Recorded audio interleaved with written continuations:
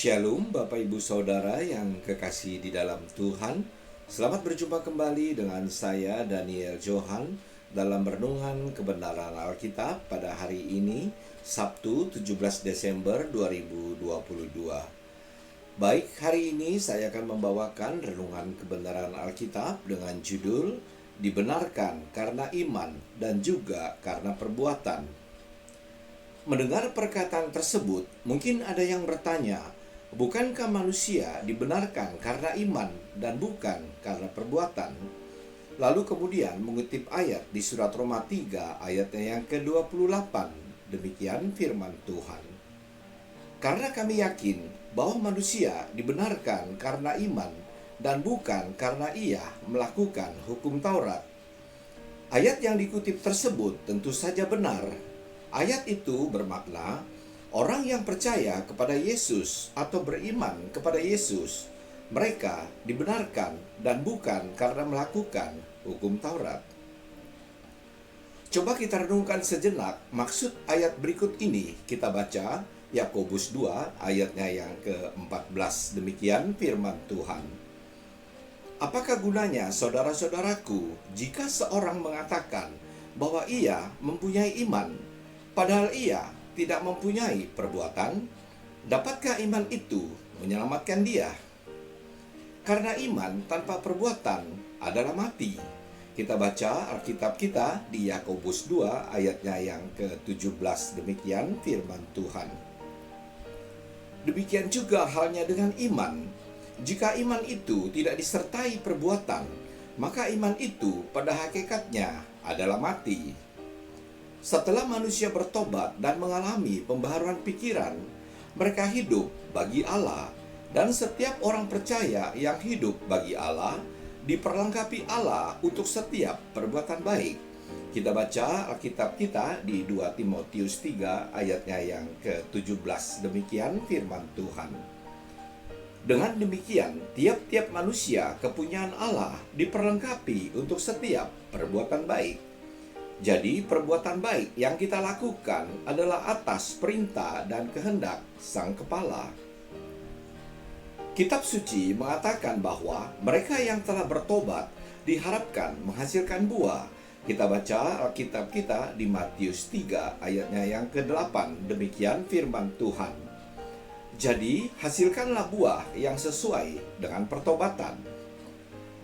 Rasul Paulus juga banyak berbicara tentang buah, terutama tentang buah kebenaran. Kita baca Alkitab kita di 2 Korintus 9 ayatnya yang ke-10. Demikian firman Tuhan. Ia yang menyediakan benih bagi penabur dan roti untuk dimakan. Ia juga yang akan menyediakan benih bagi kamu dan melipat gandakannya dan menumbuhkan buah-buah kebenaranmu. Rasul Paulus berdoa untuk jemaat di Filipi agar mereka dipenuhi buah kebenaran Allah. Kita baca surat Filipi 1 ayatnya yang ke-11. Demikian firman Tuhan. Penuh dengan buah kebenaran yang dikerjakan oleh Yesus Kristus untuk memuliakan dan memuji Tuhan. Baik Bapak Ibu Saudara yang kekasih di dalam Tuhan, kita sebagai ranting dari sang pokok anggur yang benar itu, Allah mau mewujudkan buah-buah kebenarannya melalui kita sebagai rantingnya, sebagai tubuhnya. Hanya di dalam Dialah sang ranting itu dapat mengeluarkan buah. Adapun buah-buah kebenaran Allah itu atau buah roh itu adalah kasih, sukacita, damai sejahtera, kesabaran, kemurahan, kebaikan, kesetiaan, kelemah lembutan, dan penguasaan diri.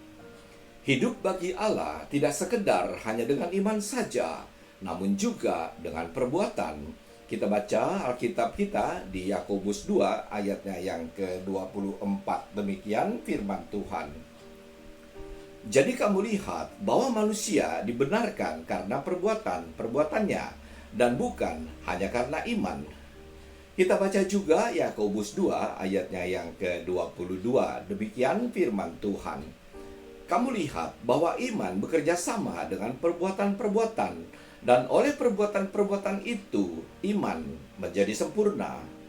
Di Yakobus 2 ayat 21, 23, dan 25, di sana diperlihatkan kepada kita Bapa Abraham dan juga Rahab pelacur itu dibenarkan karena perbuatan mereka.